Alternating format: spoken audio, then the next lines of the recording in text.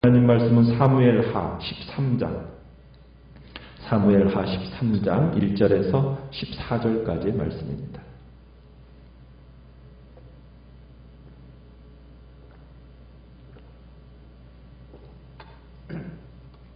사무엘하 13장 1절에서 14절까지의 말씀을 교독하겠습니다. 사무엘하 13장 1절입니다. 그 후에 이 일이 있으니라. 다윗의 아들 압살롬에게 아름다운 누이가 있으니 이름은 다말이라. 다윗의 다른 아들 암논이 그를 사랑하나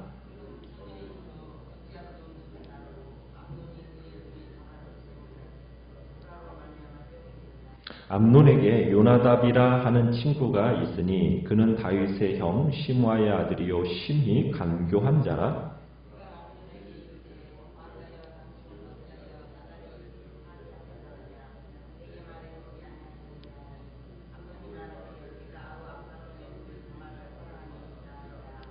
요나답이 그에게 이르되 침상에 누워 병든 채 하다가 내 아버지가 너를 보러 오거든 너는 그에게 말하기를 원하건대 내 누이 다말이 와서 내게 떡을 먹이되 내가 보는 데에서 떡을 차려 그의 손으로 먹여주게 하옵소서 하라 하니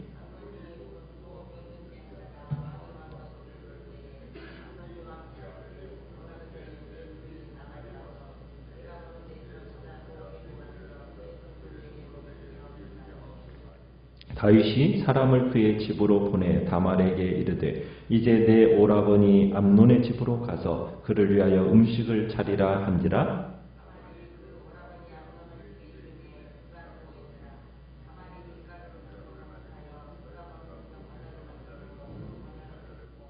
그 냄비를 가져다가 그 앞에 쏟아놓아도 암논이 먹기를 거절하고 암논이 이르되 모든 사람을 내게서 나가게 하라 하니 다 그를 떠나 나가니라.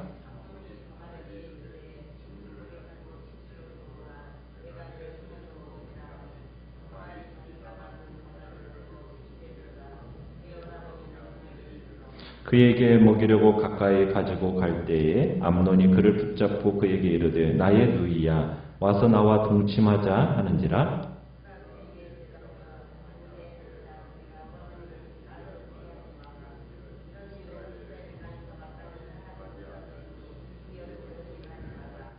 내가 이 수치를 지니고 어디로 가겠느냐? 너도 이스라엘에서 어리석은 자 중에 하나가 되리라.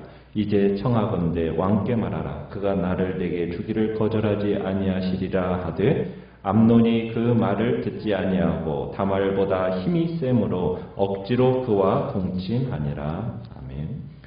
오늘 말씀의 제목은 죄는 죄를 닫고 라는 제목으로 말씀을 나눕니다.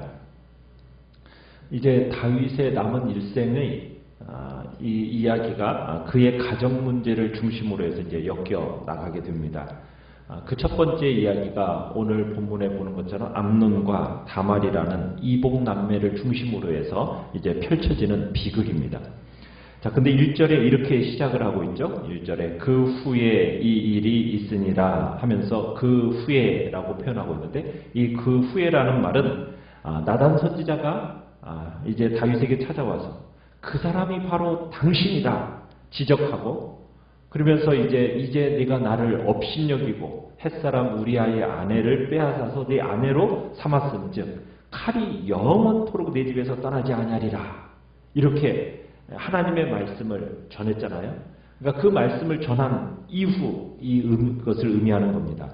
그러니까 다윗이 죄의 대가를 치를 것임을 경고하신 이후라는 뜻이 되겠죠. 분명히 하나님은 다윗의 죄를 용서하셨습니다. 그런데 용서한다라는 것은 죄를 없던 것으로 한다 이것과는 또 다른 문제입니다. 죄의 대가라는 것은 반드시 지불이 돼요. 그래야 하나님의 공의에 맞는 거잖아요. 우리가 그것을 어디에서 보는 겁니까? 십자가에서 보는 거거든요. 십자가에서. 그러니까 우리가 죄를 졌다고 해서 죄가 없는 것으로 하자 하고서는 뭐 그 대가 지불 없이 그냥 무마되어지는 게 아니라 반드시 그 대가 지불이 요구되어지는데 참으로 하나님께서는 우리를 향한 그 사랑을 그 죄에 대한 대가 지불을 자신의 아들에게서 요구하셨고 그것이 십자가에서 나타난 거거든요. 그러니까 그분의 크기와 깊이, 사랑의 그 크기와 깊이가 십자가를 보면 우리가 잘 볼 수 있다는 얘기입니다. 자, 그 사랑을 위해서 하나님이 그 우리의 죄를 어떻게 하시는가 확실하게 지불해 주시는 그 지불하는 것을 보여주는 현장이 바로 십자가의 현장이라는 거죠. 자, 그런데 이제 오늘 하나님께서 다윗의 죄는 용서를 하셨지만 그 대가가 어떠한 것인지를 우리에게 보여주기 위해서 이 지불을, 대가 지불을 우리에게 이제 성경을 통해서 보여주는 겁니다. 가장 먼저 죄에 대한 대가가 뭐라는 것을, 죽음이라는 것을 보여준 장면이 우리가 지지난 시간에 봤었죠. 뭐였습니까? 가장 먼저 밧세바가 낳은 첫 번째 아들이 어떻게 되었어요? 죽었어요. 왜? 죄에 대한 대가가 뭐라는 것을 보여주는 겁니까? 사망이라는 것을 명확하게 보여준 겁니다. 자, 그리고 나서 13장 이후에 벌어지는 이제 칼이 내 집을 떠나지 않을 것이다 라는 하나님의 징벌이 어떻게 구현되는지를 보여줍니다. 그러니까 여기서 보여주고자 하는 것은 죄지면 이렇게 벌받는다, 이것을 보여주기 위한 것이 아니라 죄라는 것의 그 깊이를, 죄의 속살을 드러내 보여주기 위해서 지금 이 사건들이 벌어져 가는 겁니다. 자, 오늘 이제 나오는 다말이라는 이 여인은 누구냐면 다윗의 딸입니다. 다윗의 딸. 근데 여기서 다윗의 딸이다라고 표현하지 않고 누구라고 표현하고 있습니까? 압살롬의 누이라고 표현하고 있습니다. 그러니까 다말은 압살롬과 한 배에서 태어난 친남매로서 다윗의 자녀라는 거죠. 자, 그런데 의도적으로 범위를 좁혀가지고 압살롬의 누이라고 밝히고 있는 것은 이제 다말이 겪게 될 그 치욕과 고통이 압살롬의 문제와 연결되어 있다는 것을 지금 암시하고 있는 겁니다. 자, 그러면서 압살롬과 배다른 형제로서 또 누구를 얘기하고 있습니까? 암논을 얘기하고 있죠. 자, 이 암논은 왕위 계승서열 1순위인 사람입니다. 그러니까 이 암논의 어머니는 누구냐면 이스라엘 여인 아히노암인데 이 아히노암의 아들이 바로 이 암논이에요. 왕위 계승서열 1순위 장자입니다. 또 다말의 어머니는 누구냐? 다윗이 헤브론에서 결혼한 마아가라는 여자예요. 자, 이 다말에 대해서 아주 매력적인 공주였다라고 이렇게 평가를 해놓고 있습니다. 아마 이때의 나이는 16살 아니면 17살 정도였을 것으로 봅니다. 근데 매우 아름다웠다고 그래요. 그런데 이제 자기 형제 남매 이복 누이인 이 다말을 이 암논이 사랑하게 된 겁니다. 근데 이 사랑이라는 것은 철저하게 육체적인 사랑이에요. 그러니까 다말을 향한 어떻게 보면은 끓는 욕망에 사로잡히게 되었다는 얘기입니다. 그러니까 그것이 지금 상사병이 날 정도로 사랑했어요. 상사병에 걸리면은 피가 마른다는 얘기를 하죠. 진짜 몸이 진짜 말라버렸어요. 우리가 사절에 가보면은 요나답이라는 사람이 암논에 대해서 어떻게 표현하고 있냐면 당신은 어찌하여 나날이 이렇게 파리하여 가느냐. 그러니까 이 상사병으로 인해서 진짜 몸이 말라버리는 그런 현상까지 가버린 겁니다. 그러니까는 누군가를 흠모하고 사랑하는데 지금 외면당할 때 그 속에서 막 불이 일어나는 거죠. 그래서 그것을 2절에서는 그 누이 다말 때문에 울화라고 표현했어요. 울화. 그러니까 울화가 그냥 속에서 막 이렇게 막 일어나는 겁니다. 그런데 이 다말이 처녀이기 때문에 어찌할 수 없었다라고 이렇게 표현하고 있어요. 이 당시에 미혼의 공주들은 밝은 색상의 의복을 입고 다녔고 그 의상들이 이제 그들의 고위에 있다라는 것을 드러냈습니다. 그런데 이 당시의 공주들은 함부로 거주지를 옮겨 다니거나 이동할 수가 없었어요. 특별한 허가가 없으면은 어떤 남성의 거처도 방문할 수가 없고 금지가 되어 있었습니다. 그리고 늘 보호자들이 수행되어졌어요. 그러니까 이 암논이 다말을 사랑하지만 손을 댈 수가 없는 겁니다. 항상 그 옆에는 보호자들이 이렇게 따라다니고 있었기 때문이에요. 자, 그런데 이 애욕이라는 것이 막 암논을 지배하기 시작할 때 지금 암논의 신체적 상태가 악화가 되었어요. 이 증세를 누가 이제 알아챘습니까? 요나답, 3절에 보면 요나답이라는 친구가 이 증세를 알아챘습니다. 그리고는 이 암논이 흡족해야 할 만한 계획을 제안합니다. 근데 이 요나답은 누구예요? 다윗의 형 시므아의 아들 이렇게 했어요. 그러니까 서로 몇 촌지간이에요? 그죠? 사촌지간이죠. 그러니까 요나답이 상사병을 앓고 있는 이 사촌 암논에게 악마적인 제안을 하고 있는 겁니다. 그러니까 이 내용은 너무 혐오스러운 것이어서 죄의 엄중함이나 초래될 그 고통에 대해서는 전혀 생각을 하지 않아요. 그래서 이 요나답에 대해서 뭐라고 평가를 하고 있습니까? 심히 간교한 자라. 3절에 그렇게 얘기했죠. 심히 간교한 자라. 이 간교하다라는 말은 어디에서 나오냐면 창세기에서 나오는 뱀 있지 않습니까? 그 뱀이 여호와 하나님이 지으신 들짐승 중에서 가장 간교하다라는 이 말과 같은 말입니다. 심히 간교하다라는 말은 그 뱀의 가장 간교하다라는 말과 같은 말이에요. 그러니까 이 간교함의 가장 전형적인 수단이 뭐예요? 거짓말이거든요. 속이는 거거든요. 지금 이 요나답이라는 사람이 얼마나 치면 이 간교한 인간의 전형적인 모습을 지금 모습이 담겨 있다라는 것을 보여주고 있는 겁니다. 어떻게 보면 형제들 간의 불화를 부추기면서 악을 도모하게 만들고 나쁜 일을 이렇게 모색하는 일에 앞장서는 이 요나답의 간교함을 지금 보게 되는 겁니다. 자, 그래가지고 요나답은 5절에 가보면은 자신의 이 관계에 누구를 끌어들이고 있느냐면 다윗을 끌어들이고 있습니다. 다윗을. 그러니까 다말과 이 암논의 사건에 누구를 개입시키는 거예요? 다윗이 개입되는 거예요. 이게 간교한 자 요나답의 의도입니다. 딸이 지금 아들에게 성폭행당하는 이 사건에 아버지가 일정한 역할을 하게 된다는 거예요. 어떻게 보면 다윗은 모르고 한 거잖아요. 그러나 아무리 모르고 한 것이라 할지라도 아버지의 마음을 어떻게 써요? 이보다 큰 형벌이 없는 거죠. 그죠? 자, 요나답의 이 간교한 아이디어로 인해서 일이 진행되어 갑니다. 요나답의 이 제안은 다말을 갖고 싶은 충동에 지금 몸져 누워있던 암논에게는 복음같이 들렸어요. 그래서 다윗이 찾아오니까 요나답이 시키는 대로 그대로 말을 해요. 6절에 그렇게 얘기하는 거죠. 뭐라고? 내 누이 다말로 와서 내가 고는 데서 과자 2개를 만들어 그 손으로 내게 먹여주게 하옵소서. 이렇게 이제 다윗에게 요청을 합니다. 그러니까 암논과 다말의 만남이 누구에 의해서 주선되는 거예요? 아버지 다윗에 의해서 주선이 되고 맙니다. 이런 상황 속에서 만일 다윗이 암논의 부탁을 거절해도 그것도 좀 이상한 거잖아요. 왜? 아들이 지금 아파 죽겠어 지금 뭔가 요구를 했는데 이거 부탁을 안 들어줄 수도 없는 거예요. 그렇지 않습니까? 안 들어주면 그 납득이 가지 않는 행위라고 사람들이 그럴 거 아니에요. 이 점을 요나답이 노리고 암논에게 조언한 겁니다. 어떻게 보면 다윗은 그동안 남을 이용하는데 익숙해 왔었어요. 그런데 이번에는 다윗이 이용당하게 되는 거예요.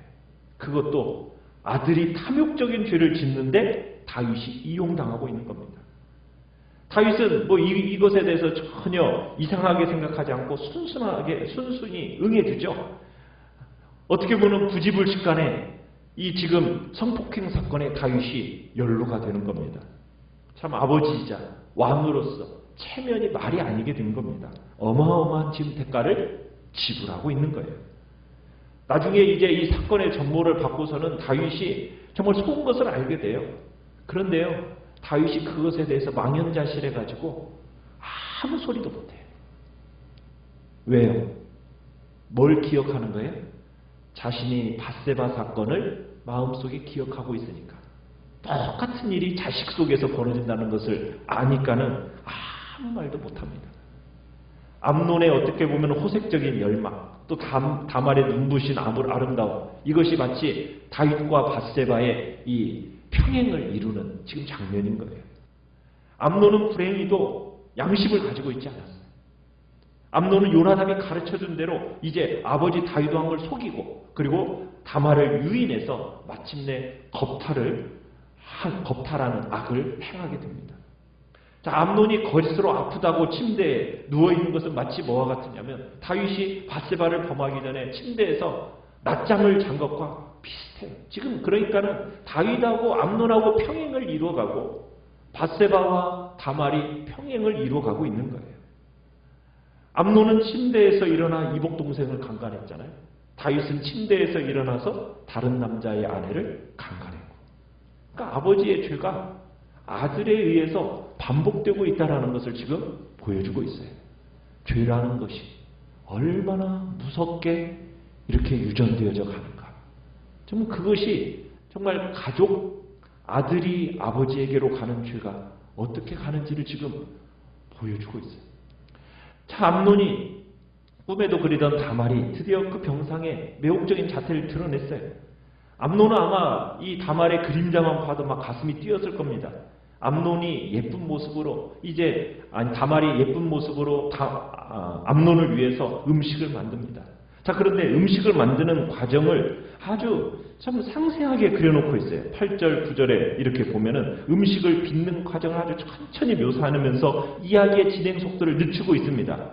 그러니까 이 암논의 음흉한 계획에 대해 전혀 알 리 없는 이 다말은 정성스럽게 사랑을 담아서 정말 과자를 만들어가는 모습을 이렇게 보여주면서 암논의 그 사악함을 더욱더 부각시키고 있는 거죠. 그러면서 긴장감을 더하는 역할을 지금 하고 있는 겁니다. 자, 드디어 요리가 끝났어요. 그러면서 이제 암논에게 권합니다. 근데 암논은 지금 음식에 관심이 있어요, 없어요? 전혀 관심 없죠. 오로지 그냥 암논의 눈에는 한 가지밖에 안 보이는 거예요. 지금 다말과 함께 누운 자신의 모습만 생각하고 있는 거예요. 그러더니 암논이 주변 사람들을 어떻게 합니까? 모두 물러가라고 명령을 해서 이제 단 두 사람만 남게 됐어요. 그리고는 다말에게 그녀의 손으로 직접 먹여달라고 부탁을 합니다. 침실로 유인하기 위함이죠. 다말은 무슨 꿍꿍이가 있는지도 모르는 채 다말은 이제 그의 요구를 좋게 받아들여서 오빠의 요청에 따라서 들어갔어요. 자, 그러니까는 침대 옆에 다가서니까 암논이 어떻게 합니까? 잡아당겨 끌어안고서 동침하자는 거예요. 어이없는 일에 지금 처한 다말이 암논에게 막 이끌리기보다는 완강하고 논리정연한 모습으로 위기에 대처를 합니다.